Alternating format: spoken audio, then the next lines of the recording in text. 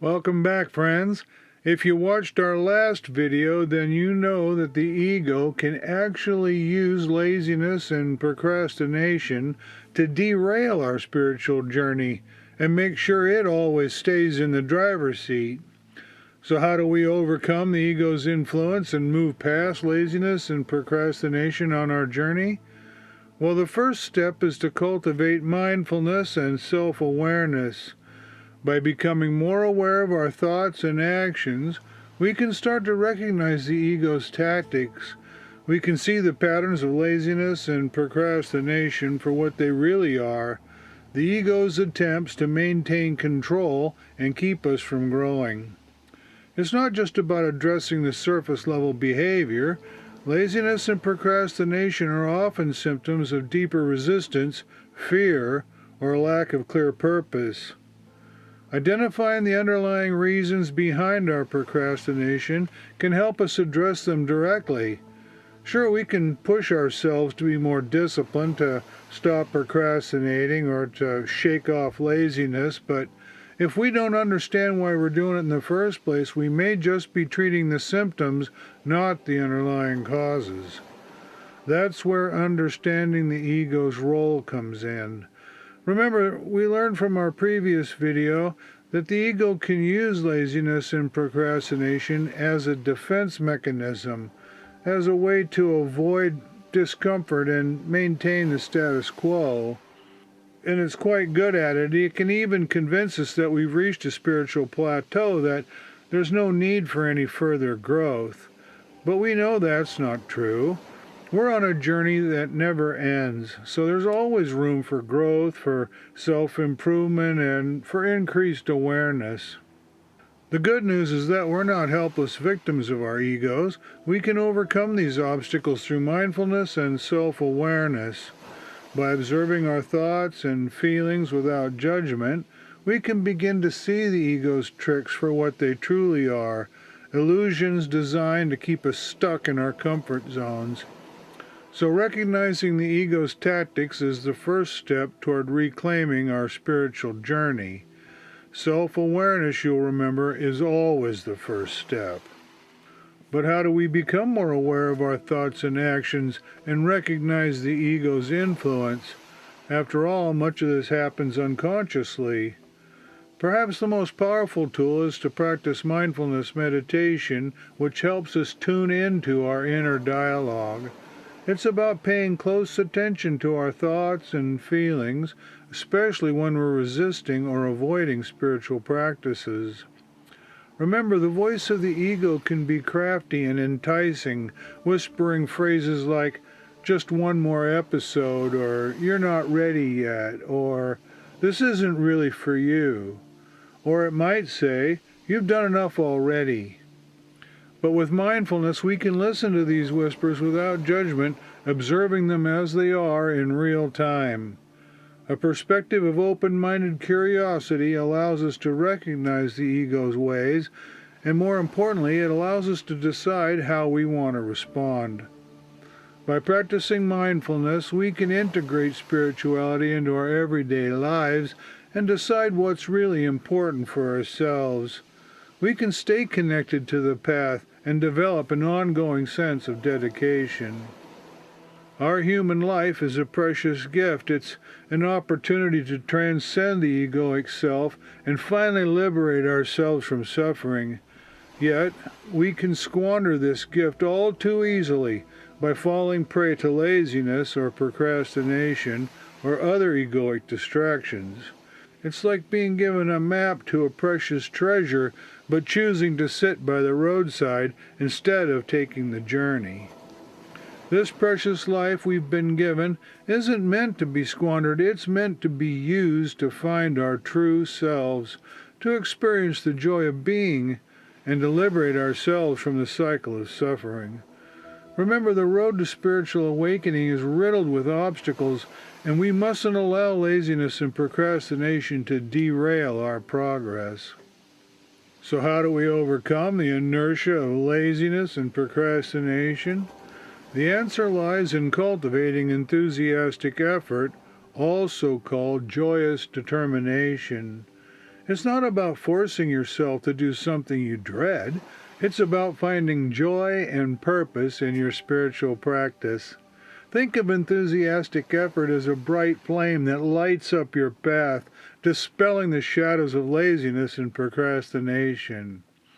Cultivating enthusiastic effort starts with setting clear intentions and recommitting to your spiritual goals. Recommitting ourselves to a spiritual path means setting clear intentions. It means reflecting on our aspirations and our core values so we know our purpose and what truly matters. As you recommit to your goals and intentions, write them down and revisit them regularly to help you stay focused and motivated. Setting clear intentions is so important that I made an entire video about it, so you might want to go back and watch that. I put the link in the description below. Your intentions help you maintain a clear direction for your journey, and they will align your actions with your aspirations. That is, as you make progress on your spiritual journey, your intentions will naturally become more aligned with your highest ideals and your true purpose. Clear intentions are the compass that keeps us on course when distractions try to pull us away from the path, and you'll find that enthusiastic effort is a powerful tool for breaking free from self-limiting beliefs and for overcoming challenges on a spiritual journey. Maintaining a proactive mindset is also crucial. We can't just sit around waiting for enlightenment to knock on the door. We have to actively seek it out with enthusiasm and dedication. Remember, the only constant in life is change, so embrace the concept of continuous learning. Also, don't forget the lessons from my early video on embracing a beginner's mind. Remember to approach your journey with curiosity and openness. Let go of any preconceived notions or judgments and be willing to learn and grow every step of the way. Let's keep our hearts and minds open, always ready to learn and grow. In its essence, growth is a sign of life. It's a manifestation of our inherent potential, our divine spark. So let's embrace growth not just as a concept, but as a lifestyle. Finally, here are a few more pointers. Consistent daily spiritual practice is crucial. This can include regular meditation and study, or even short morning and evening routines such as reciting aspirations, prayers, and cultivating virtues. Regular practices create positive habits and make it easier for us to stay committed to a spiritual practice, and they help reinforce our commitment and build momentum on our journey. Remember to cultivate positive qualities such as generosity, patience, and kindness, because practicing such virtues fosters cycles of growth that'll propel you along your journey. Also, keeping a daily journal can be incredibly helpful. Record your thoughts, feelings, and insights about your spiritual practice. Not only will this help you stay on track, but it'll also provide valuable insights into any resistances you might experience, such as patterns of procrastination. When establishing a daily practice, start with small, manageable goals that you can build upon over time.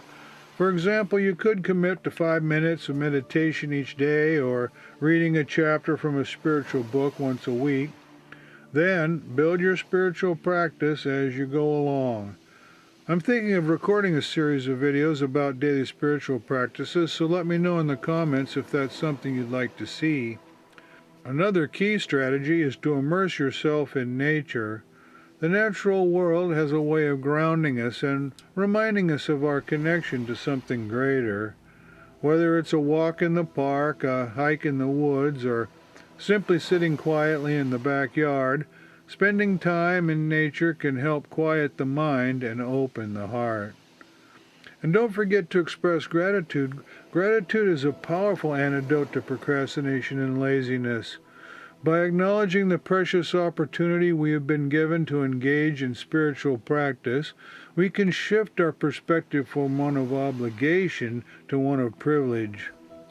Also, be sure to cultivate gratitude for all the blessings, lessons, and growth you've experienced along your journey. There's no doubt gratitude will positively impact your life and the lives of those around you. Remember, overcoming procrastination and laziness on your spiritual journey may require effort and discipline, but the rewards are more than worth it as you develop inner peace, self-awareness, and spiritual growth. So implement these strategies today and commit to your spiritual journey. And remember, this journey isn't a race. It's not about reaching enlightenment as quickly as possible. It's about the journey itself. It's about the lessons we learn along the way, about the person we become in the process. A spiritual journey can be a long and challenging road, and the ego can throw up all kinds of obstacles, such as doubt, self-judgment, or as we've seen, even laziness and procrastination. So whatever happens, if you find yourself procrastinating, don't be hard on yourself. Instead, be patient, be kind, but be proactive. We can cultivate positive qualities and abandon harmful behaviors. We can dramatically and positively impact our journey and the well-being of others by diligently cultivating enthusiastic effort based on joy, focus, and purpose.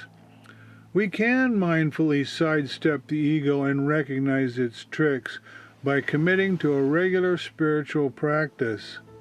We can develop the gratitude and joyous determination needed to make steady progress on our journey of self-awareness. Remember, it's up to you, but you have the power to overcome the ego and move past laziness and procrastination on your journey toward self-realization. And that, my friends, is a journey worth undertaking. Well, that's all for today. Thanks for watching, and thank you for your support. Remember, by hitting the like button and subscribing to the channel, you help others find us, plus you won't miss out on any future videos.